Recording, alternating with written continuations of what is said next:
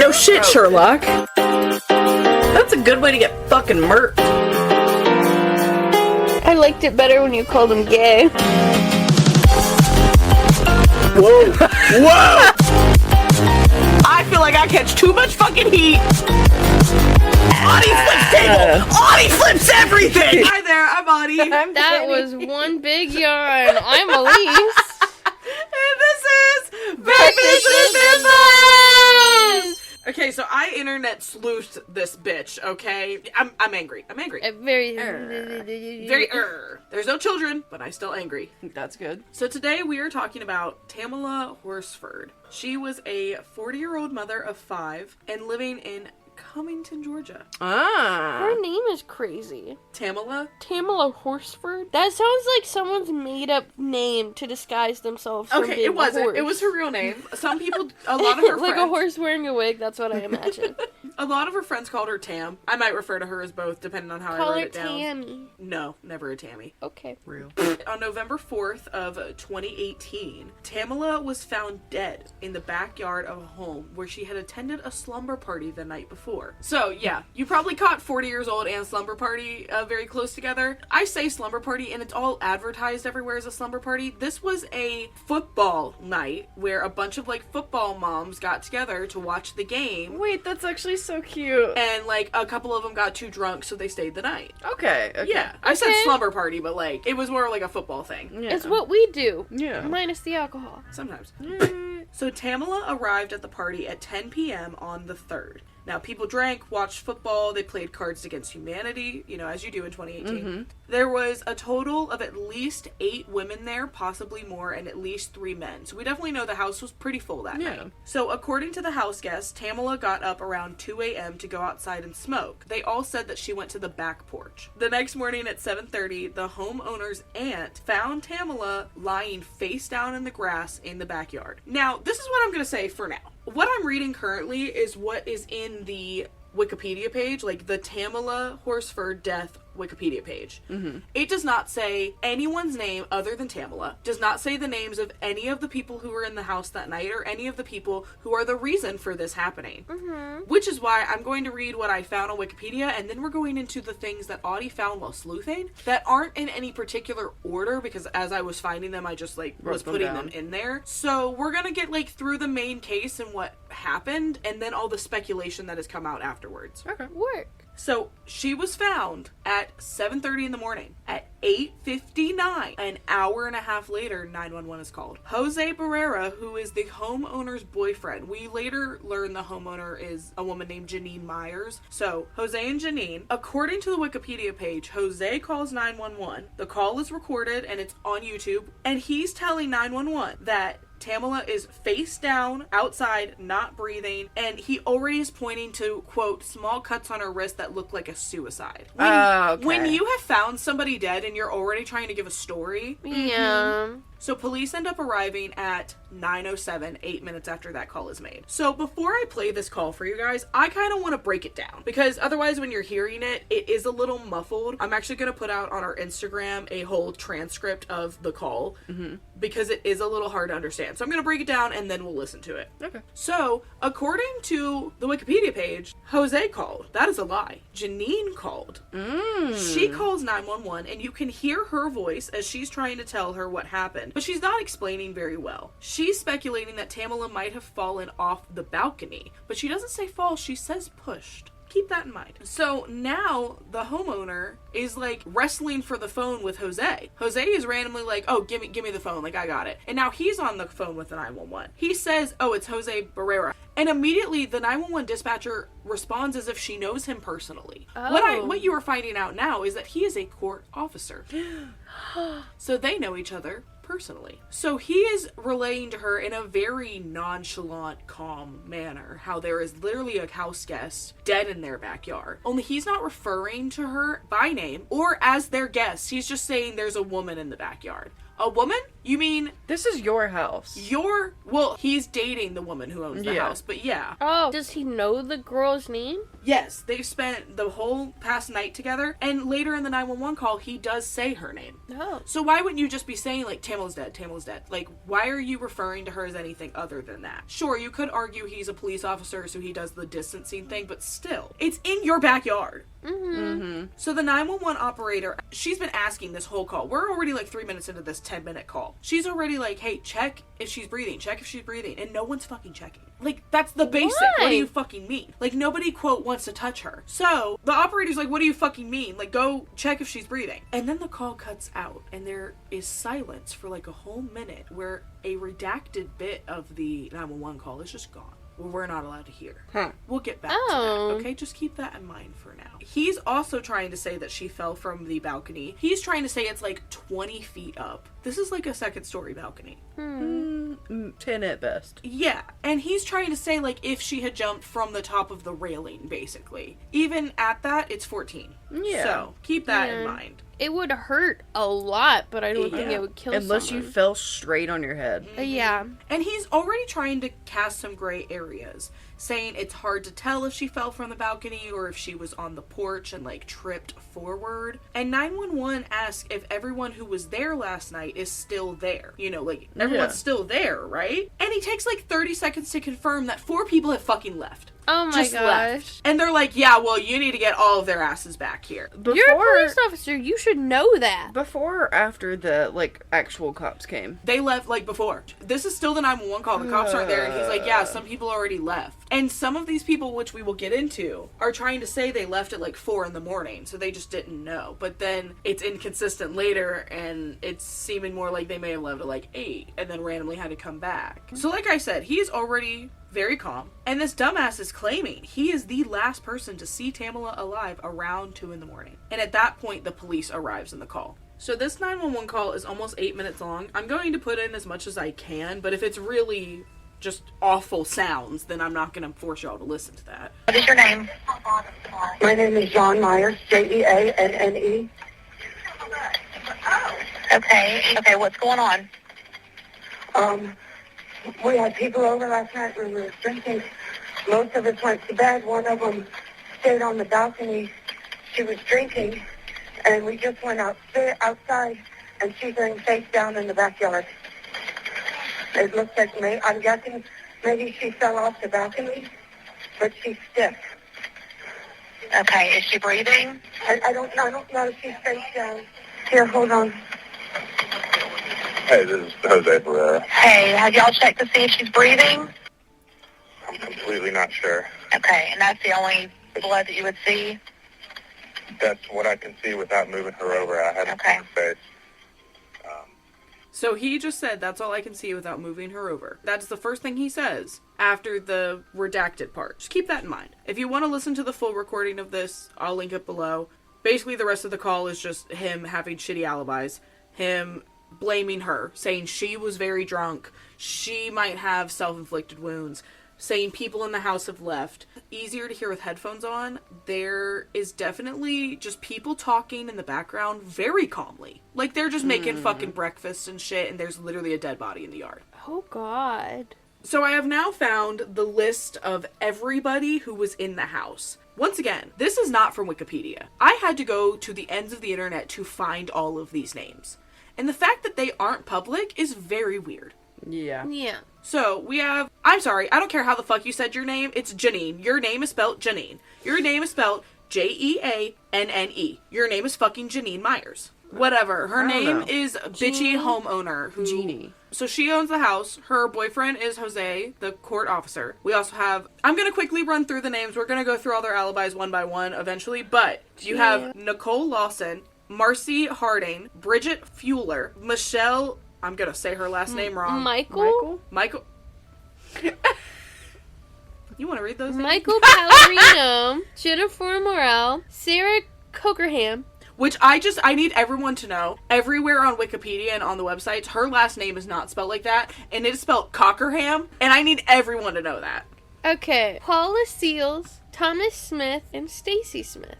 Along with Madeline Lombardi, Jeanne's aunt who lives at the house. So, Madeline, I believe it's actually Madeline. I think Madeline is the woman who found the body. Oh. So, now we have some pictures of the crime scene and of Tamla, just to make what I'm talking about make a little more sense to you guys. Oh my gosh! This is a picture taken that night. Now, it is worth mentioning at this point, Tamla is the only black woman in a house of white people. I was literally about to say that. I was about to say that. I was about to say some the only black racist girl. stuff happened. Not even the only black girl, the only person of color. Yeah. Every other person is like a blonde white woman. Mm-hmm. I do believe Jose is part Hispanic, but otherwise, I believe everyone else is just white. Yeah. So the fall is blamed on her being drunk, because the autopsy did show that she had a high level of alcohol. The autopsy showed a lot of blunt force trauma, which, once again, would make sense with a fall. Now, the family didn't really believe this. They were like, I don't think she would have done that. Even if she was heavily intoxicated, I just don't see her falling off a fucking balcony. Yeah. And they already had some shadiness going on. They definitely felt like this was racially motivated, so they had their own doctor, like their own medical person that they hired do an autopsy. So she had 2 autopsies done. Let's just say that first one wasn't done real well. So during the second autopsy, they found way more damage than in the original autopsy report. One of the other issues with the original autopsy report is they didn't take a single photo. Not one. So there was no way to accurately see her injuries immediately after they happened. You're joking. This autopsy was done by the Georgia Bureau of Investigations, by the way. So this isn't just like a random doctor on the street. By the FBI. Like, this is serious shit. The first one? The second one. The second one. So according to the medical report from the first autopsy, she had head, neck, and torso injuries. In the second autopsy, they found that she did have a few cuts on her face, but no major head injuries that would have a fall like this kill her.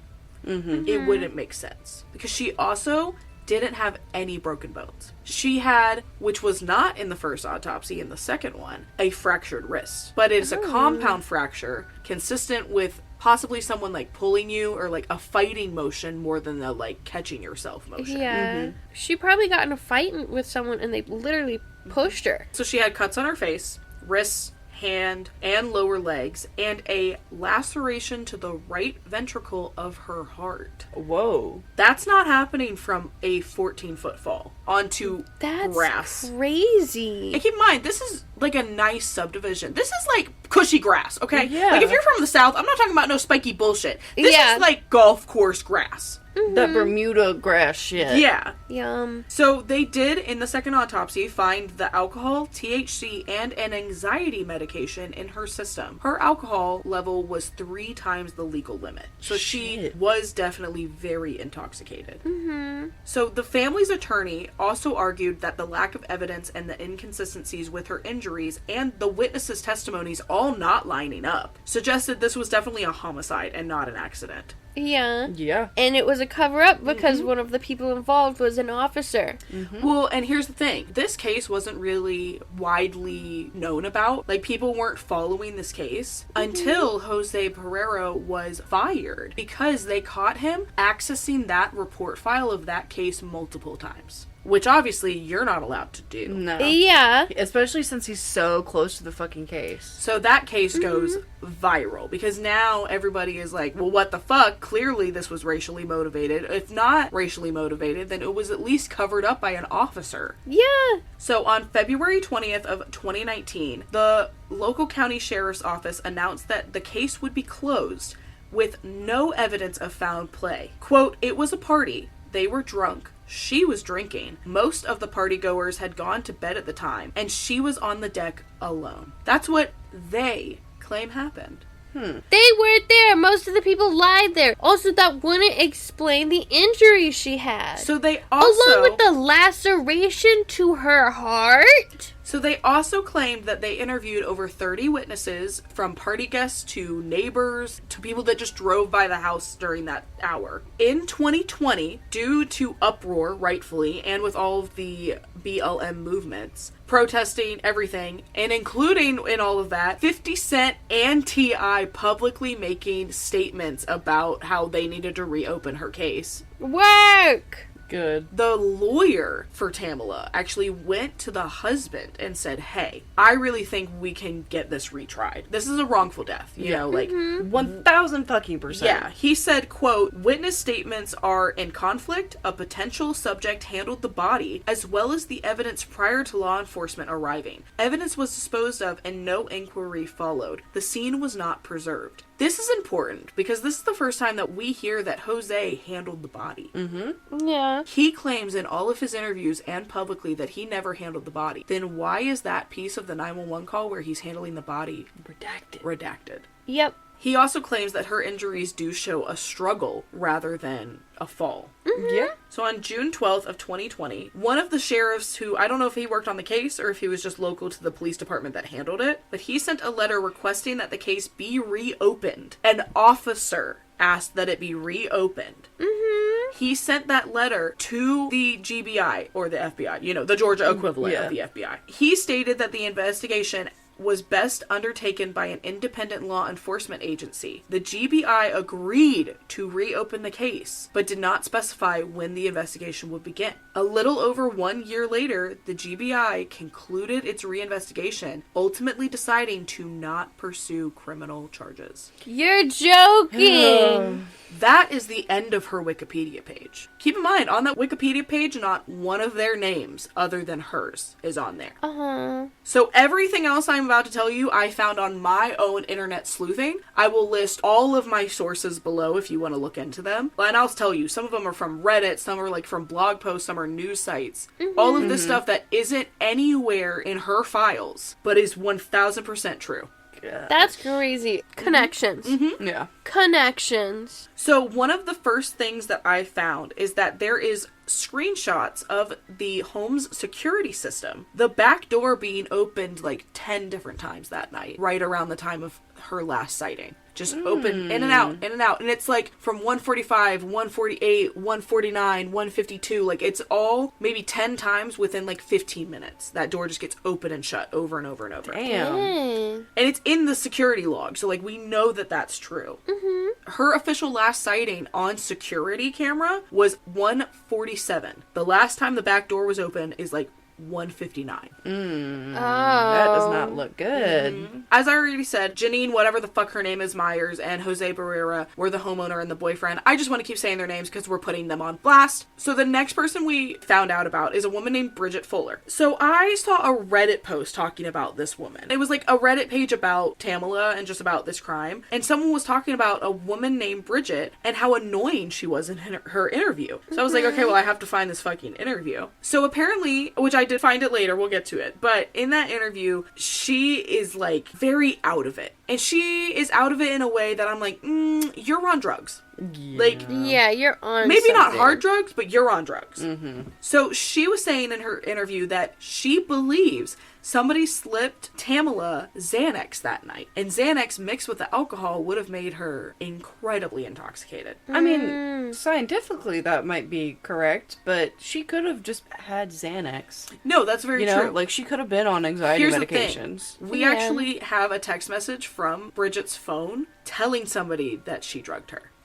Girl. And this is hidden away. So I actually covered this case once on one of my old podcasts, and I remember having the screenshot of that text message. I can't find it anywhere now, but I personally remember seeing it.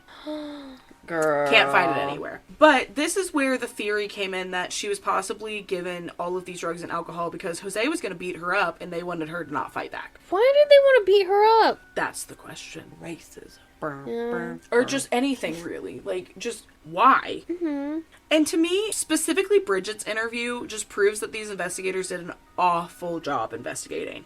Because she's bringing up stuff in her interview that it's like, why would you not press into that further? Like, why would you not ask about that? First of all, she's already slurring her words. It's very clear she's on really high amounts of something. Yeah. Because she's just slurring. She doesn't sound good. You know, she talks openly about her Xanax and talks openly about giving it to other people who want it.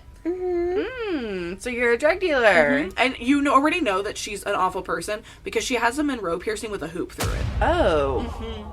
Oh. Why? A hoop through it? A hoop! Is that allowed? So another Reddit poster said, quote, She went on and on about Tamla, quote, being a lot and being too much for her, being too touchy-feely, that kind of thing. There was a guy there that referred to Tamla as the lady with the air horn. I wonder if everyone kind of found her annoying, but she didn't realize it, and maybe Janine felt like she had to include her in the party because of the social media. And like another Redditor posted, maybe they didn't intentionally kill her, but were negligent.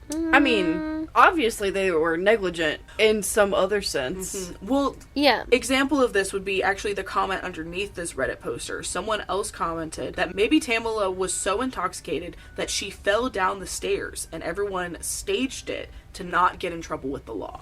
But she would have had more bruises. Exactly.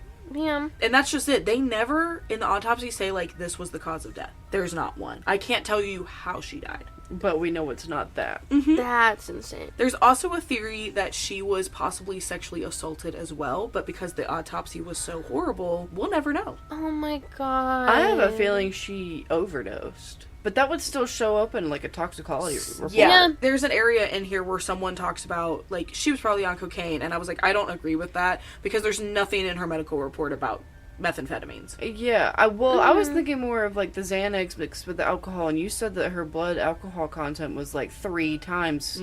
But it would still show up as, like, lethal amounts. That's true. So, like I said, they were all claiming that she had fell or jumped from the balcony somehow. In the crime scene photos, there is some photos of her body still there. And you can see, I'm going to try to explain this the best that I can for podcast sake.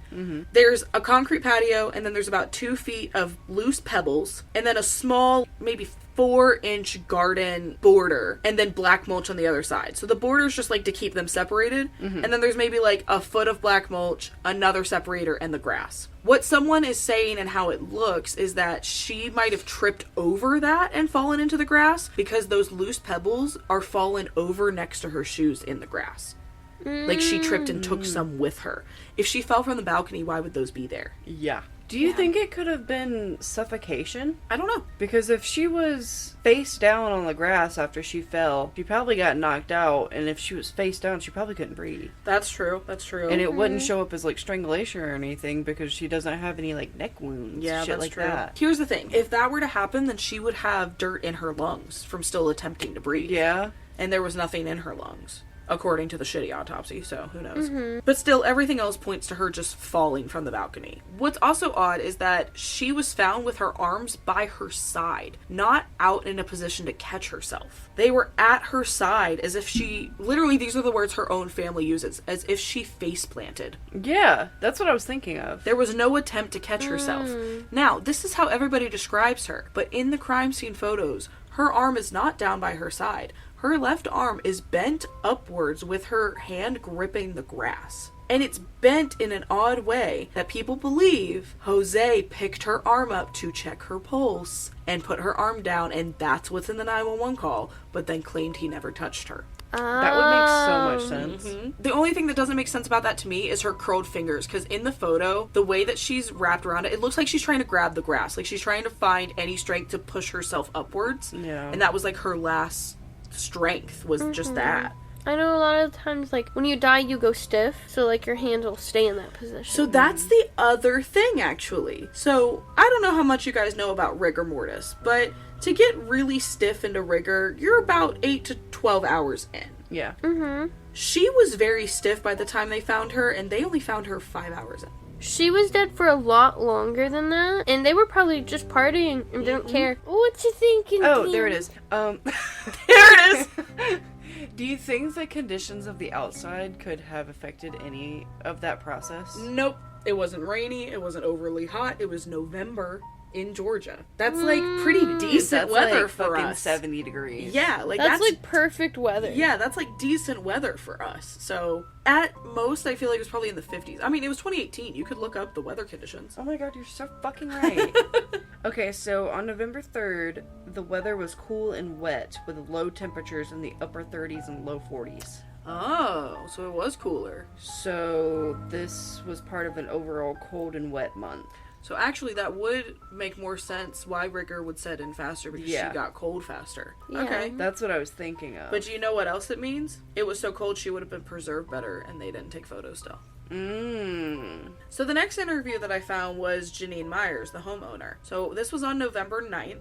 It's immediately addressed that she tries to bribe the police officers with Dunkin' gift cards. I'm sorry. You're joking. We find out later that a lot of these interviews were done inside her house. Like, literally, they're taking Tamla's body, and everyone's in the living room, like, getting individual interviews done. But they're not doing them very well because it's not, like, a secluded room. So, like, there's someone who's interviewing... Why didn't they do that? I don't know, but, like, with there's interviews, someone... you're supposed to do them at the police station. I don't know, but there's someone they're interviewing, and they literally... Like, Janine walks through and is like, hey, this, and then walks out, and comes back in and says something else, and, like, interrupts them multiple times. This seems illegal. Yeah, I would kick her out. Very illegal. Listen, I'll give the officers this at least. They were like, we can't accept those gift cards, ma'am.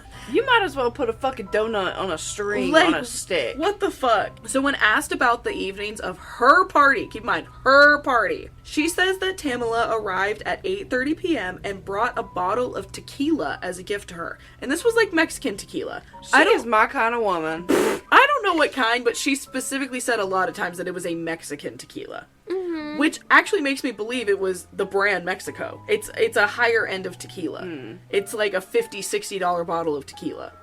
It's one of those, I only learned this working at the liquor store. She was like, if someone comes up asking for any of these bottles, they know they're tequila. Like, they know what they're looking for. So here's the thing. Janine is like super fucking snooty throughout her entire interview. An example of this is when she's talking about getting this tequila as a gift. That's how she says it. Yeah, I was given tequila as a gift. Bitch, that is a gift. That is the gift of drunkenness. Girl, I would have accepted that in a If you smooch on the don't lips. think Yeah. an expensive bottle I don't care if it's expensive or alcohol, not. Fuck you. It was a gift. Yeah.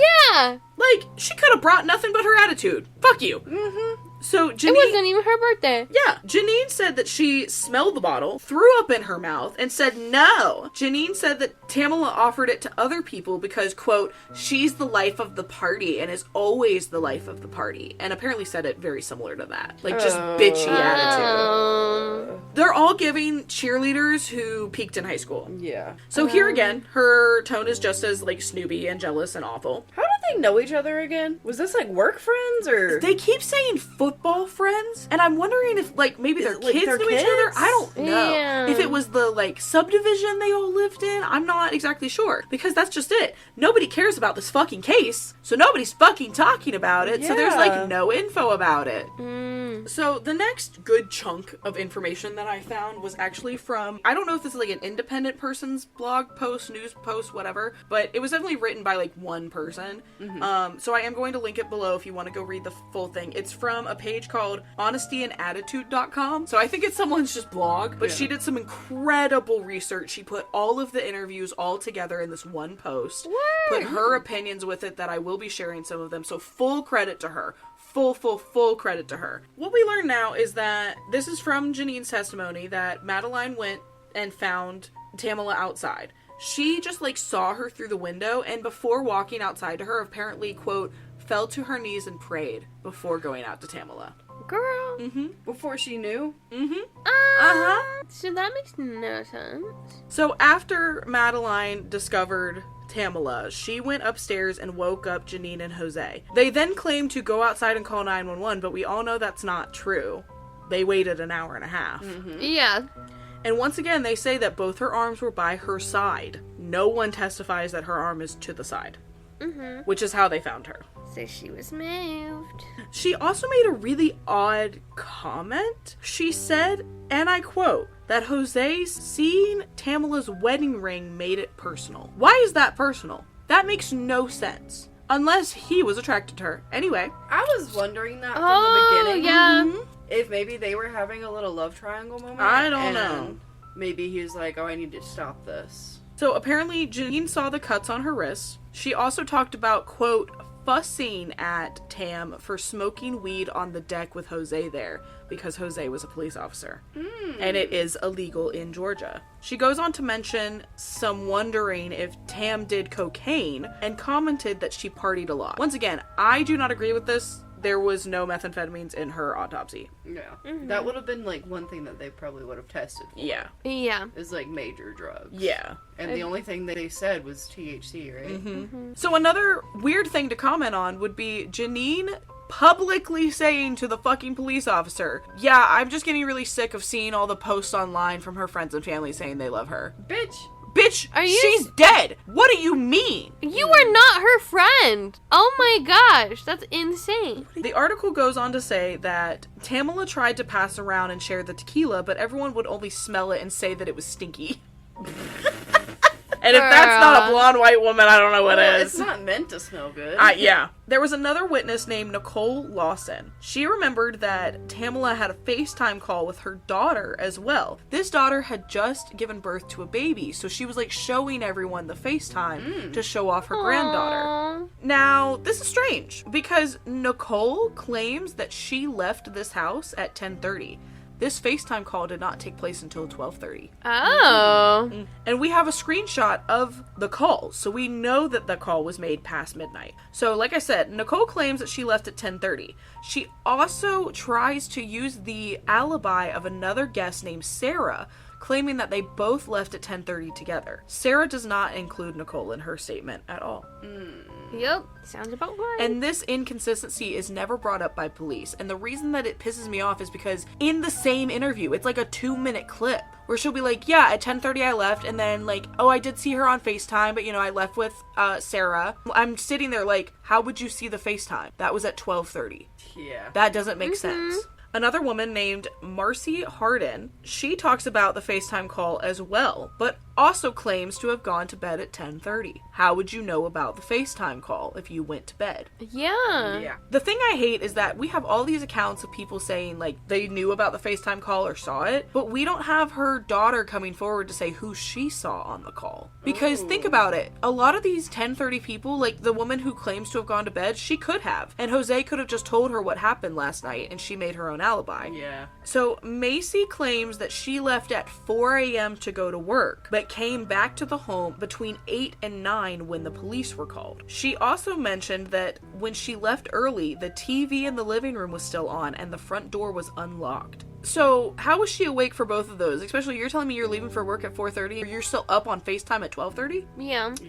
So you're telling me that you got into bed at 1 and you left at 4. I'm not saying I haven't done that before, but I highly doubt it from you. Okay? Yeah. Let's just be honest. Well, here's the other weird thing. Why did she leave at 4 if work didn't schedule her till 10:30? Oh. When asked, she just got defensive and said, "Is it a crime to get up early?" Bitch! She Girl. asked if they were closing the case today, and when they said probably, she said, "At what exact time will you close it, and when will it go public?" Girl. Oh, it was a group effort. Yeah. So we're going back to Bridget real quick, the first girl with the awful Monroe piercing. First of all, she claims to be the mother hen of the group. Gross. Ew. Never make yourself like the mom of the group. You're given that title. Yeah. So apparently Tamla, this is from Bridget's perspective, really liked Bridget just because she would have a couple drinks with her when I guess a lot of the other people are, you know, they're drinking fucking White Claws. Yeah. She wanted the tequila. But even she claims that she was annoyed with how drunk Tamla was. She mentioned how Janine and her boss were her best friends, but also mentioned how she felt uncomfortable sleeping at a stranger's house. Why would your best friend be a stranger? Yeah. No, that's crazy. Did she say stranger? Yes, she said in a stranger's house. Also, them complaining about Tamla being drunk. You guys literally have alcohol. Yeah, you're all drunk too. You're all drunk too. You may be just different because levels. she's drunker, that don't mean nothing. Plus, it's a game night. Georgia just won. She's gonna want to get turned up. She's excited. So Bridget claimed that she was picked up by her boyfriend at 1:45 in the morning. How convenient. 1:45. Keep in mind, that's when the back door started opening up randomly. So why is she telling police about the back door being opened a lot when she left before it was opened a lot? Because she's a liar. She also made an odd statement about how Tamla hugged and kissed her so her DNA would be on the body. Yeah, so that was her first interview. There was actually a second interview with her that was just over the phone. And in that interview, she's making a lot more claims that definitely didn't happen. She's trying to claim that Tamla straddled her and grabbed her chest. which, keep in mind, she said nothing about in the first fucking interview. She Yeah. got very defensive during this call, and then said she didn't give her anything or didn't see anything get put in her drink, even though in the original interview, she admitted to giving her Xanax. That's crazy. Yeah. So the next person we have is Jennifer Morrell. I don't know much about her other than apparently she has a DUI and the video is online for you to watch. Weird. Just so you know, because it's part of this blog post. I didn't watch it because I didn't think it pertained to the case, but a good time if you want to go have one. But having that, with that being said, if she had a DUI, she was more than likely drinking that night. Yeah. She definitely wasn't a stranger to it. So on November 19th of 2018, she admitting to have a good bit of wine since her husband dropped her off for the night. She then says she went to bed around 1 a.m. Remember that she says she went to bed at 1 a.m. Yeah. She goes on to say that when she got up, no one else was awake. She then says that she sees Jose, Madeline, and Janine running down the stairs looking panicked. She gives roughly the same account of what Janine and Jose said after that. So, like, that all makes sense. So she woke up when they were running down to the body. See, my thing is like, when people are trying to put a story all together, if the story is too similar, that's automatically fishy. Yeah, but also, the issue here isn't even that they're too similar. It's that all of these stories don't fucking make sense. Yeah. None of these timelines make sense with each other. So, It's all fake and doctored, and you can tell just by hearing it. Yeah. Here's what's crazy. She claims that before Jose went outside, he first went down to the basement. He said he immediately went to the deck first, picked up the loose cigarette and lighter that was on the patio upstairs, and then went down to see Tamla's body, but claims that he found the cigarettes and everything upstairs first. She then texted her husband to come and get her, and there are timestamps of that, and he arrived as police were there. This is a comment from the blog post writer. At the end of the interview, she says something that I caught. She said that when she went to go out on the deck that morning, as all the stuff was happening, the door was already open a few inches when she touched it. If she was the first one on the deck, why did Jose lie about being out there first? So she's questioning it.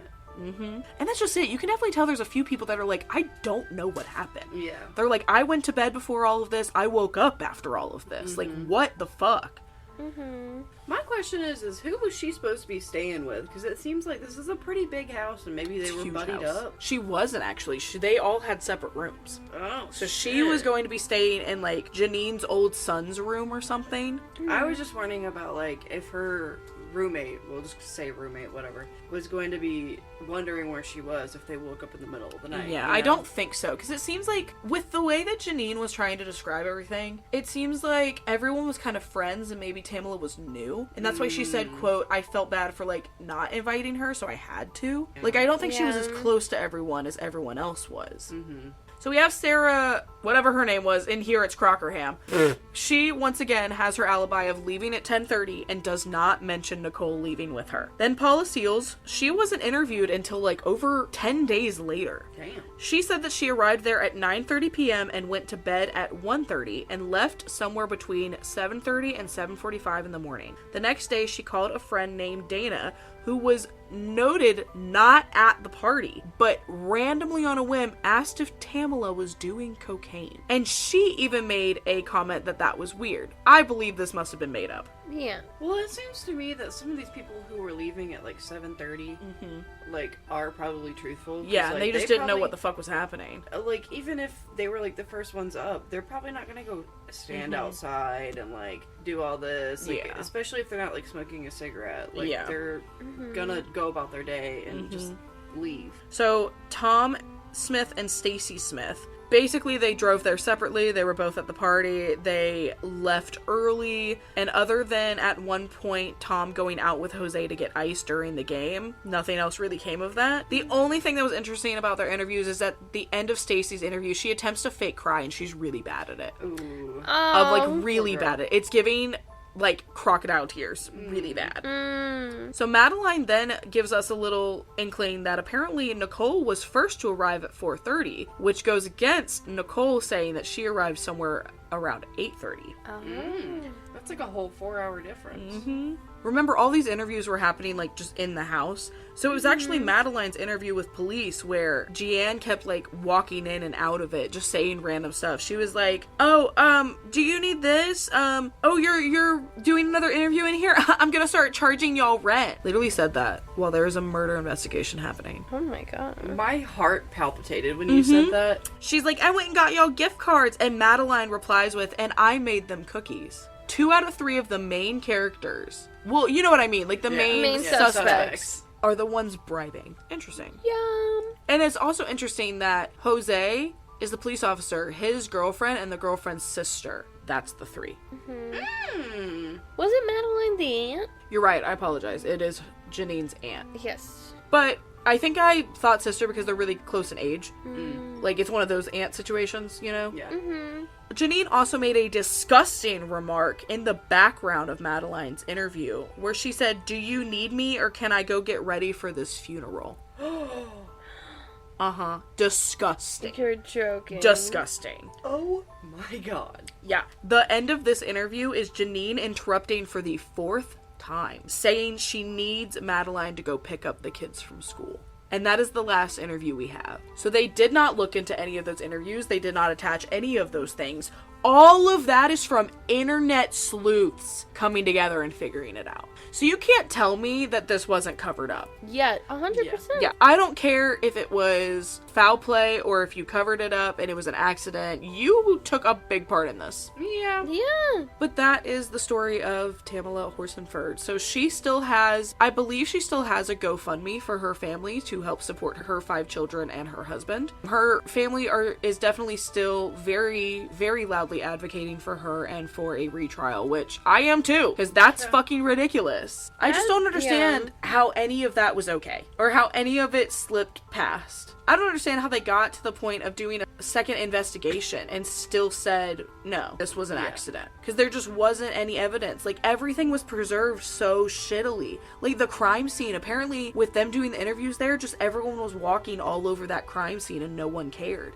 Like, they didn't block it off. That's insane. It's because they didn't care. Keep in mind, something I actually forgot to mention here, which, listen, I'm not saying that I have stood here and studied people who jump from high spots. But normally if someone has fallen or jumped, if you've jumped, you're not going to be that close to the balcony. Like, she's very close to the concrete, where it looks like she literally just went flat forward, which is why it looks more like she tripped on the ground below. Like, if you're falling from that high up, you're going to be a few more feet forward. And to me, if she had tripped, she wouldn't have landed face planted like that.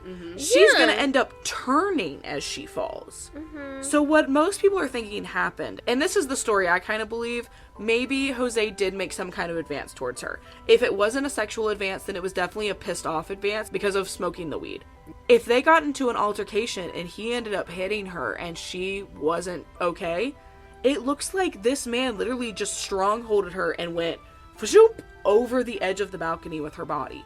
And just said, there we go, that's what happened. But still, I feel like the projection would have been further. It didn't. True. I don't think she fell from the balcony at all. No, You think they just placed her there? No, I think something happened below the balcony. She ends up in the yard, like you said earlier. I think she, like, tripped on those little ledges. Yeah.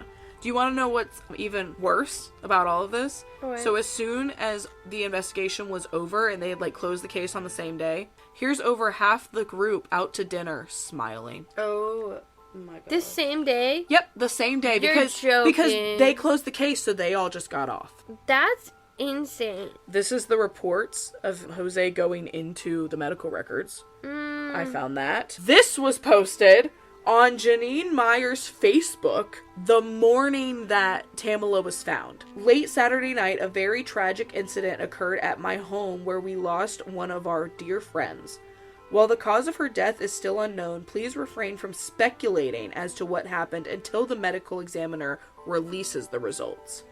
There was no fall from my deck. She says that. She said that. There was no fall from my deck. In order to respect her family, please refrain from spreading ideal gossip and speculating as to what happened. Now is the unknown. Please refrain as speculating as what happened until the medical examiner releases the results. Now is the time to pull together and support them. And the fact that I could not find this anywhere. This comes from one photo I found and my own memory of covering this case 5 years ago. Jose personally told Tamla's husband that she was dead. You want to know how he told him? How? Through a Snapchat text message. A disappearing Snapchat text message which had to be photographed from somebody else's phone. Would you like to know what this text message says? You're fucking joking. Well, hello, sir. I know we've never met, but I'm here to tell you that your wife and the mother of your 6 children is dead. Oh yes, I am happy to report that she was really, really drunk, tripped, landed face down in the backyard, and either through hypothermia or aspirated on her own puke. Not sure which one. I know you have fun memories. Enjoy corralling those 6 boys who are now going apeshit. Do you need me to come over there and you in front of everybody? Is that what you want, my little whore? You want people to see you get Greetings from racist cracker bastard murder covering up land. How are you? It's a nice rainy day. Good for digging shallow graves by the roadside. And none of this is online for us to see. You're joking! So there is currently, which once again I will link below, I believe 4 episode, 8-hour series. I'm forgetting the name of who put it up right now. I'm so sorry. I saw it in passing. But someone did an 8-hour series covering everything of her case. And I will be sitting down to watch it. I just didn't have time to before this. But I'm sure that they have this in there. Because what the fuck? There's so much that's not being told to us. And the fact that her family has barely come forward other than being advocates to re-evaluate her case. They've never gone to any of the people in the house to be like, what the fuck? They probably feel like they can. I'm sure they have their own idea of what happened. Well, not even just that, but you can't have a bunch of black people going against white people. Yep. Especially when one of them's a cop. We already saw how it ended for Tamla. What the fuck? So this is why I'm angry today. This is why I'm pissed off. Because what do you fucking mean? Fuck so those guys. Every single person is out right now and walking around maybe 5 minutes down the street from us. If I see you in the street, but your ass is done. My thing is that she looks like every other white bitch on this street. That's so true. She peaked in high school and that's just it. Maybe that was it. They just really needed their names in the paper again because they knew that there was absolutely nothing going for them. So let us know your thoughts. I really want to know everyone else's theories and maybe you've done your own research on this case. I spent 4 hours just going through what I could. I mean, there was probably way more I could add to this, but there's just so much that isn't in any report or file that's public. This is just from Reddit and online speculations. But definitely, if you know anything about this case, let us know. If you've never heard of this case and you're like, what the fuck, and you're mad about it, let us know. If you have any other theories about it, I would love to know. Because I personally think it's foul play. There is a lot of people that believe that she was just drunk and hanging out, having a good time. Something happened and nobody noticed that she had passed. I don't believe that. I don't believe that. Yeah, Something happened to her that's not being talked about. Especially because why are we not talking about it? Why don't I know about this case? Yeah. It doesn't add up. Nothing about it. Especially the way that they were sneaking around. And how he said he didn't touch the body, but yet her body is in a different position. Yeah. Yeah.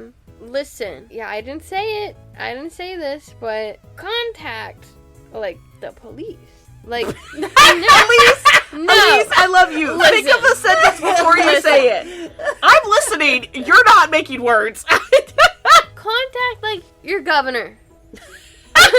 Someone higher up that can actually, dig into it. If you know any information, contact the police.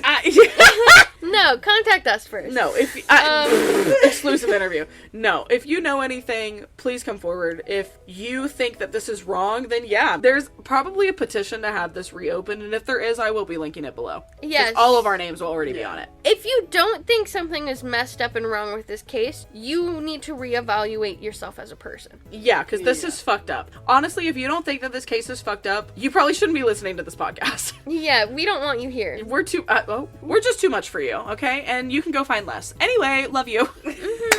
Well, I hope you enjoyed everything. Love us on all the things. Follow us on all the things. We'll love you back on all the things. Join the Discord. We're having a great time in there. Starting to get more active, guys. I'm so excited. I'm so excited.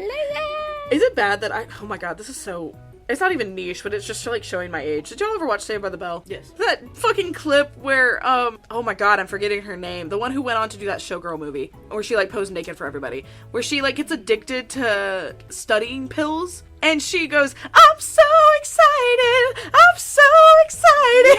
Yeah, wait, what the fuck was her name? Oh, it was Elizabeth. Elizabeth. Yeah, it's when Elizabeth does too many drugs, gets addicted to caffeine pills. I'm so excited. Okay, that's stuck in my head. Anyway, I'm Audie. I'm Nitty. I'm Elise. And this has been Breakfast with Bimbos! I switched it up a little bit. Oh.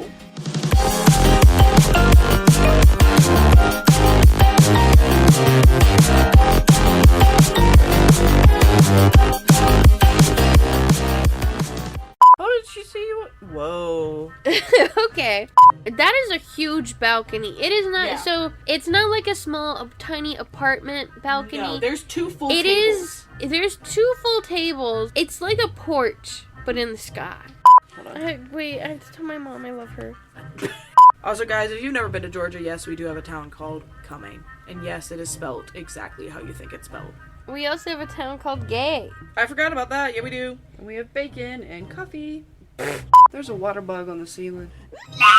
Girl. I just happened to look up. A Jumbo came out from under the couch. Okay, audio listeners, there's gonna be a video of this on the story. It's gonna go in the ceiling. Girl, hit it! Hit it! As... No! What happened? What happened? It's in the books. It's in. Okay, it's on the ground. It's on the ground somewhere.